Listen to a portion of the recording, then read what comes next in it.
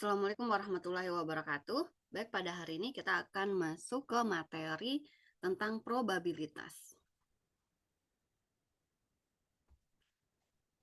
Yang pertama, pengertian dari probabilitas adalah kemungkinan suatu hasil akan terjadi.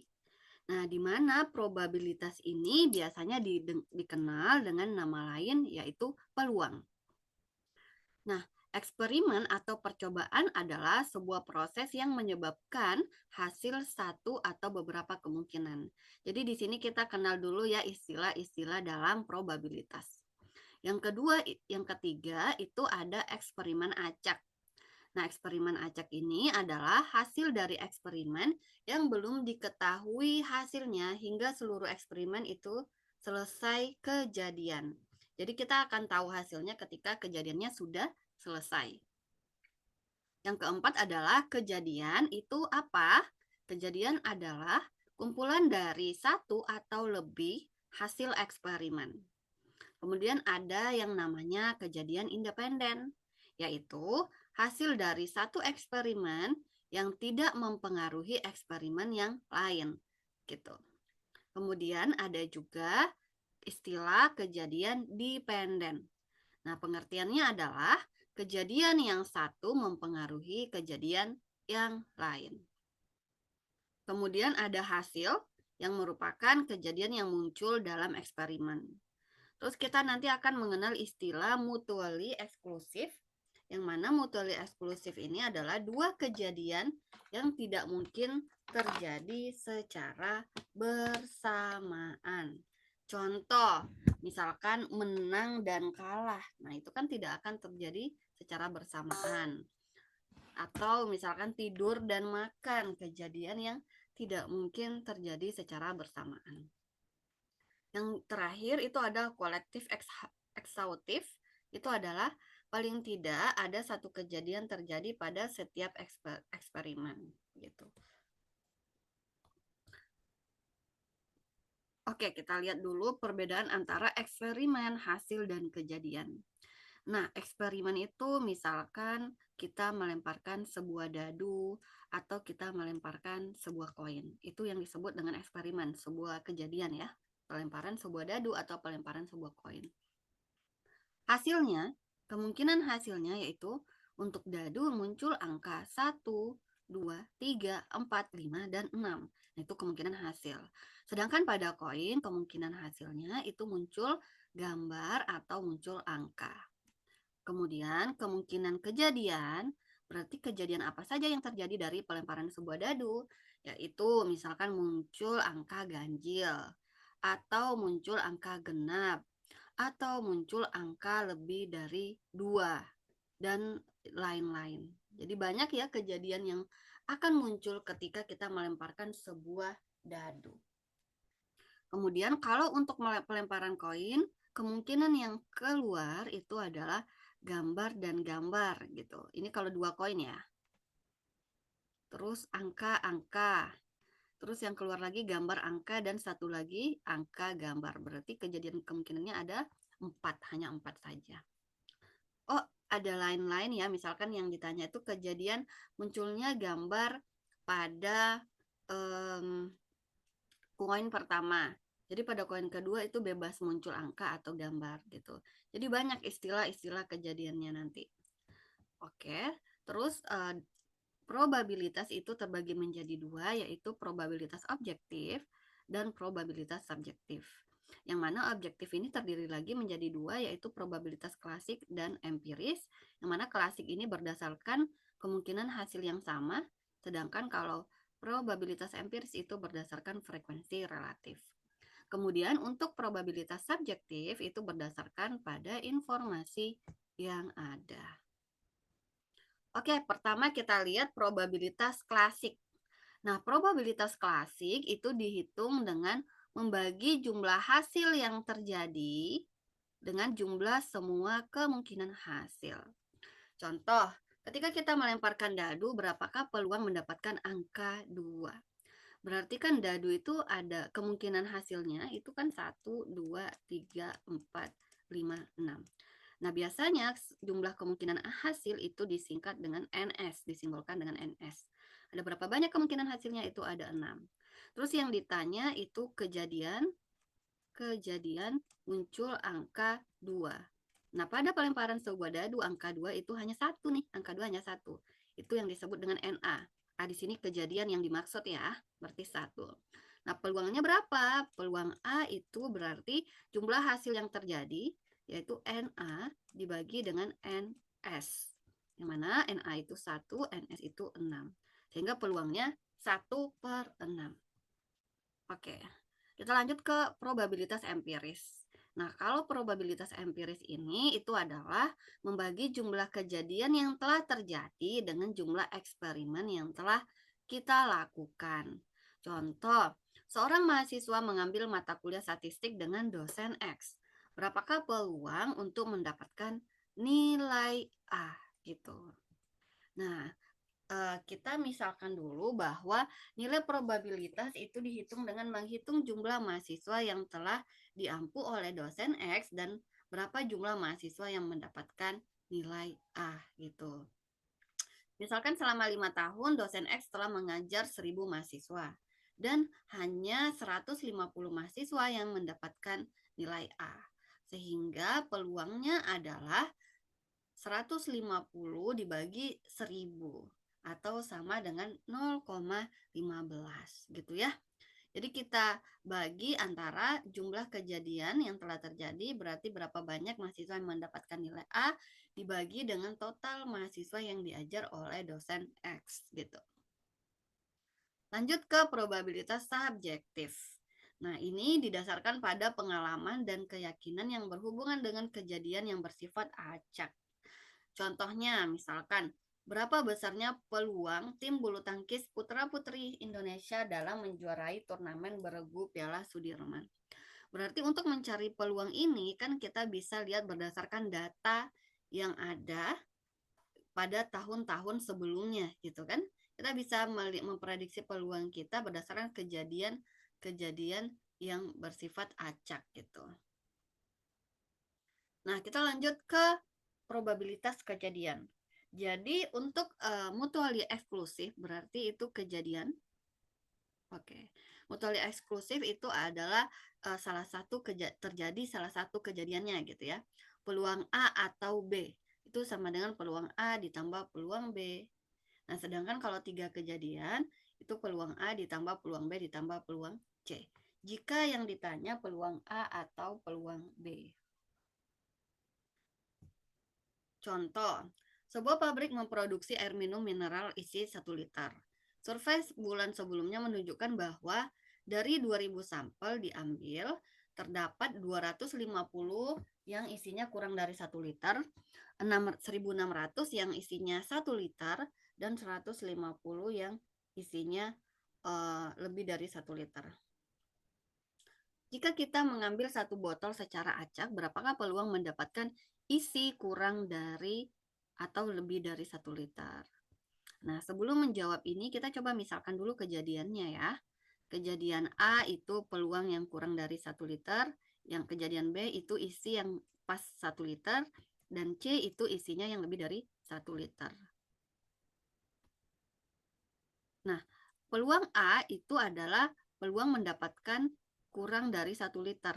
Berarti yang kurang dari 1 liternya itu adalah 250 dan total seluruh sampel itu adalah 2000 sehingga peluangnya 250/2000.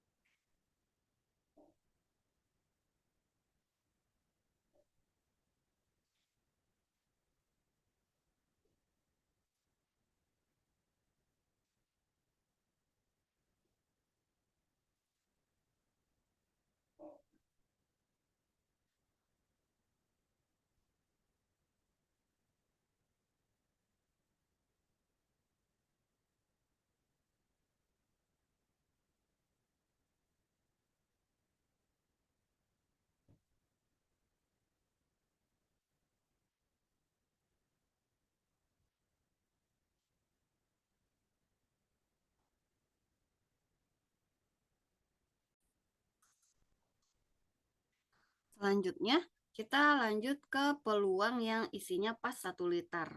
Nah, karena banyak yang isi pas 1 liter itu 1.600 dan total sampel 2.000, sehingga peluangnya adalah 1.600 dibagi 2.000. Kemudian untuk peluang C yang lebih dari 1 liter, itu ada 150 dibagi dengan total sampel itu 2.000, sehingga peluangnya 0,075. Sehingga yang ditanya adalah peluang mendapatkan isi kurang dari 1 liter atau lebih dari 1 liter. Sehingga peluang A atau C itu sama dengan peluang A ditambah peluang C. Peluang A itu 0,125, sedangkan peluang C 0,075. Kalau kita jumlahkan hasilnya adalah 0,2. Oke, kita lanjut ke diagram Venn-nya. Jadi kita bisa lihat bahwa misalkan dalam lingkaran ini itu adalah kejadian A, maka di luar lingkaran ini itu adalah komplemen kejadian A. A komplemen gitu. Apa yang dimaksud dengan A komplemen? Berarti kejadian bukan A. Peluang itu kan maksimalnya 1 ya. Kejadian yang bukan A itu pasti hasilnya 1 gitu. Jadi A komplemen di sini adalah kejadian yang selain A. Oke, next. Kita coba menjawab soal yang tadi diagram Venn. Nah, untuk menjawab berapakah peluang botol kurang dari 1 liter atau lebih dari 1 liter, itu sama saja dengan 1 peluang keseluruhan dikurang dengan peluang yang pas. Nah, kenapa dikurang dengan peluang yang pas isinya 1 liter? Karena yang mau kita cari yang lebih atau yang kurang dari 1 liter, berarti 1 dikurang peluang yang isinya pas 1 liter, sehingga 1 dikurang 0,85 itu 0,15. Oke, kita masuk ke peluang kejadian bukan mutually eksklusif. Nah, dua kejadian bukan mutually eksklusif berarti dua atau lebih kejadian ini bisa terjadi secara bersamaan. Kalau mutually eksklusif itu adalah dia tidak bisa terjadi secara bersamaan, gitu ya. Nah, apa rumusnya? Peluang A atau B itu sama dengan peluang A ditambah peluang B dikurang peluang A iris B. Contoh, 400 wisatawan mengunjungi Yogyakarta bulan Juni 2013. 200 mengunjungi keraton, 250 mengunjungi candi, dan 150 mengunjungi keraton dan candi. Berarti ini ada suatu kejadian yang dia terjadi secara bersamaan gitu. Pertanyaannya, berapakah peluang Wisman mengunjungi keraton atau Borobudur? Jadi kita misalkan dulu, kalau yang A ini adalah kejadian mengunjungi keraton. Kalau yang B kejadian mengunjungi Borobudur. Nah, jadi peluang A karena ada 200 yang mengunjungi keraton, berarti peluangnya 200 per 400. Sedangkan peluang B yang mengunjungi Borobudur itu ada 250 per total semua wisatawan itu 400. Sehingga peluang A dan B, ada A dan B ya. Kenapa A dan B? Karena di sini ada yang dia mengunjungi keduanya, yaitu 150 per 400. Maka peluang A atau B itu adalah peluang A ditambah peluang B dikurang peluang A dan B, yaitu 0,5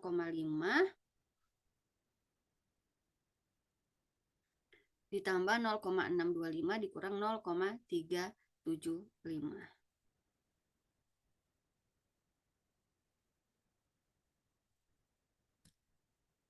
Oke, kita lanjut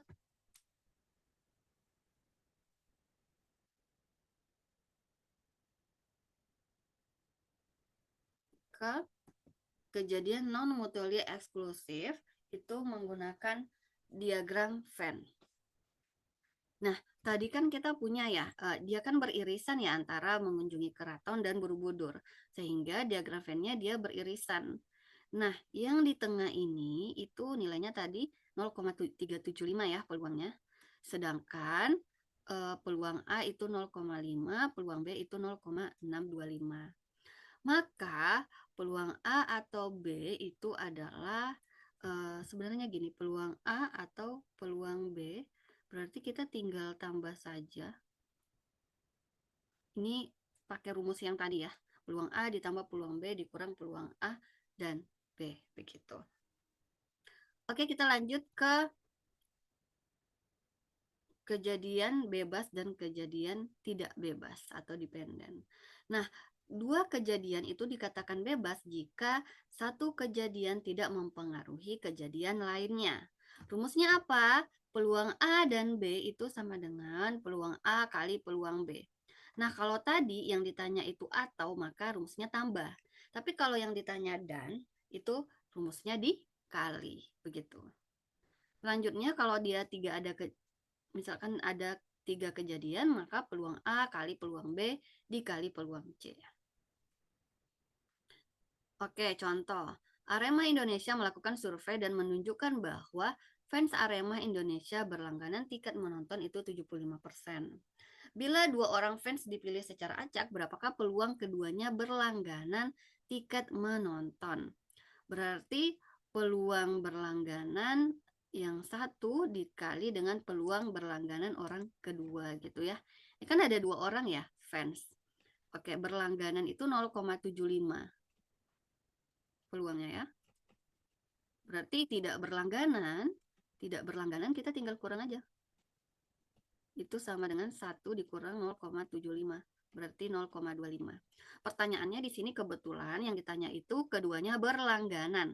Berarti peluang berlangganan orang pertama dikali dengan peluang berlangganan orang kedua. Nah, peluangnya sama, yaitu 0,75 dikali 0,75, hasilnya 0,5625. 75% ini kan kalau kita desimalkan adalah 0,75. Oke, kita masuk ke kejadian dependen. Nah, 2 kejadian bersifat dependen berarti satu kejadian itu mempengaruhi kejadian lainnya. Nah, rumusnya apa? Peluang A dan B itu sama dengan peluang A dikali peluang B bersyarat A. Nah, ini bacanya peluang B bersyarat A gitu ya. Atau peluang A dan B itu sama dengan peluang B dikali peluang A bersyarat B. Begitu. Kalau di sini B berarti di sini syaratnya B. Kalau di sini A, ini di sini syaratnya A. Oke. Nah, dalam bentuk probabilitas bersyarat, kita bisa buat bahwa ini kita bisa sederhanakan menjadi peluang B bersyarat A itu sama dengan peluang A dan B dibagi dengan peluang A. Atau sebaliknya, peluang A bersyarat B itu sama dengan peluang A dan B dibagi peluang B. Begitu. Oke, kita lihat contohnya. Di sini ada departemen produksi sebuah perusahaan mempunyai ahli engineer itu sebanyak 200 orang dengan rincian sebagai berikut. Jadi ada yang umurnya kurang dari 35 dan lebih dari 35. Dan ada yang dia tamatannya sarjana dan ada yang tamatannya S2 gitu ya. Nah, pertanyaannya adalah berapakah peluang bahwa ahli tersebut hanya bergelar S1? Yang kedua, berapakah peluang bahwa ahli tersebut berumur kurang dari 35 dan master? Pertanyaan ketiga, berapakah peluang bahwa ahli tersebut master dan berumur kurang dari 35? Keempat, berapakah peluang bahwa ahli berumur lebih dari 35 jika dia bergelar master? Berarti syaratnya gelarnya master. Yang kelima, berapakah peluang bahwa ahlinya bergelar sarjana? Syaratnya berumur kurang dari 35 tahun. Oke, kita jawab dulu ya. Yang pertama itu adalah sarjana S1 ya. Kita misalkan dulu simbol-simbolnya biar kita mudah dalam mencari peluangnya. PS itu peluang dia sarjana, PM peluang master, PA itu peluang dengan umur kurang dari 35 dan PB itu peluang dengan umur lebih dari 35. Pertanyaan pertama itu adalah berapa peluang dia sarjana. Berarti kan rumus peluang tadi adalah kalau dia sarjana berarti NS ya. Simbolnya berarti berapa banyak yang sarjana dibagi total semuanya. Nah, tadi yang banyak sarjana itu totalnya ini. Total sarjana itu 135. Sehingga peluangnya itu adalah 135 per 200. Sehingga jawabannya 0,675. Ini yang A. Terus yang B yang ditanya adalah dia umurnya kurang dari 35 dan dia master. Berarti kan tadi ini rumusnya bersyarat ya. Peluang A dan B sama dengan peluang A dikali peluang M bersyarat A. Nah, A itu adalah yang umurnya kurang dari 35 gitu. Yang umur kurang dari 35 itu tadi ada sebanyak 150 orang, dibagi dengan total semua orang itu 200. Nah, kalau yang ini PA ini adalah 150 per 200. Terus untuk peluang yang master tapi dia kurang dari 35, itu kita cari dulu berapa banyak yang master tapi dia kurang dari 35. Nah, master tapi umurnya kurang dari 35 itu 50 gitu ya. Dan total dari yang kurang dari 35 itu 150. Maka di sini 150 per 150. Kenapa 50? Karena yang ditanya master. Pernya bersyaratnya yang dia bersyaratnya adalah yang dia kurang dari 35. Nah, umur yang kurang dari 35 itu ada sebanyak 150 orang. Oke, kita lanjut yang pertanyaan yang C. Pertanyaan yang C itu dia master tapi umurnya kurang dari 35. Nah, di sini hasilnya sama ya. Terus pertanyaan yang D itu adalah umurnya lebih dari 35 tapi syaratnya master. Gitu ya. Umurnya lebih dari 35 syaratnya master. Rumusnya apa? Peluang B dan M dibagi dengan peluang M. Peluang B dan M itu berapa? Peluang B dan M itu adalah dia umurnya lebih dari 35 dan master itu ada 15 orang, dibagi total semua 200 per peluang master berapa? Tadi master itu ada sebanyak 65 orang per 200. Nah, ini tinggal kita hitung saja, maka nanti hasilnya 0,231. Oke, kita lanjut yang E. Yang E itu tadi yang ditanya dia sarjana tapi syaratnya kurang dari 35.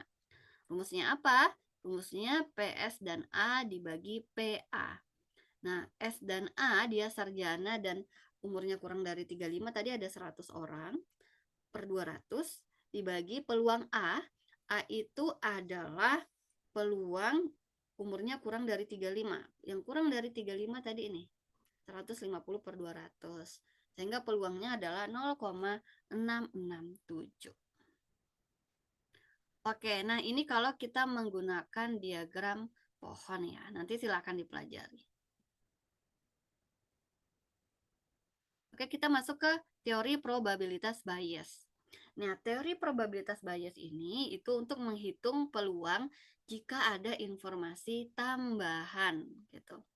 Nah, probabilitas berdasarkan informasi yang ada itu kita sebut dengan probabilitas awal atau prior probability. Setelah itu, probabilitas yang setelah ada informasi tambahan itu disebut probabilitas direvisi. Contoh, Departemen Produksi mendapat keluhan dari pelanggan tentang adanya produk yang cacat. Ada 2 mesin yang digunakan, yaitu mesin pertama itu simbolnya A1, mesin kedua simbolnya A2. Mesin pertama itu peluangnya adalah 45% dan yang kedua itu 55%.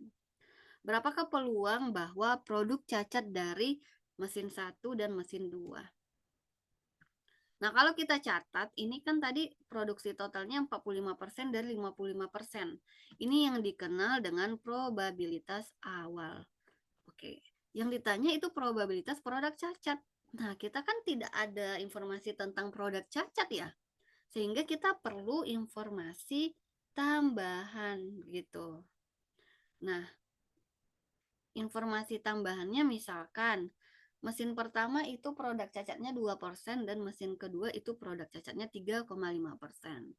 Nah, dari informasi tambahan ini barulah kita bisa mencari yang ditanya gitu ya.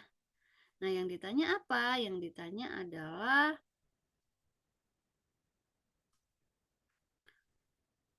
produk cacat mesin 1 dan mesin 2.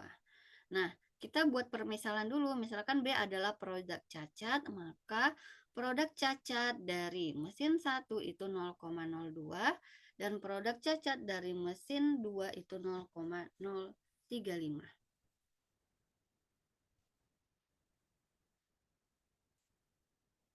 Selanjutnya, jika sekarang kita mengambil sampel dari kedua mesin, berapakah peluang untuk mendapatkan produk cacat dengan adanya tambahan informasi? Jadi PA1B itu adalah peluang mendapatkan produk cacat dari mesin pertama. PA2 itu adalah peluang mendapatkan produk cacat dari mesin kedua. Sehingga berdasarkan rumus probabilitas bias itu seperti ini. PAI-B itu sama dengan PAI dikali PB bersyarat AI dibagi PA1 dikali PBA1 ditambah PA2 dikali PBA2.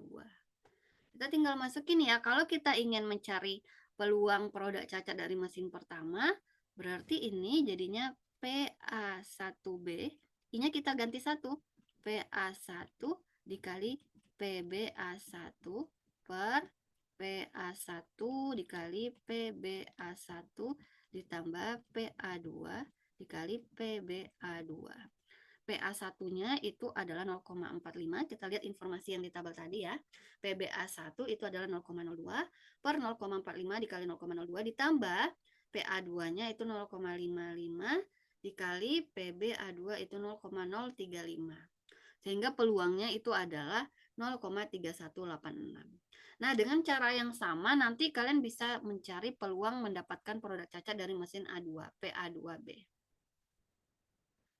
Nah, secara umum formula Bayes ini bisa kita bisa kita perbesar gitu. Misalkan nanti peluangnya sampai N kayak gitu ya. Nanti mesinnya ada sebanyak N. Nah, ini rumusnya. Oke, silakan nanti dipelajari. Terima kasih atas perhatiannya. Semoga bisa menambah wawasan teman-teman semua. Oke, baik. Assalamualaikum warahmatullahi wabarakatuh.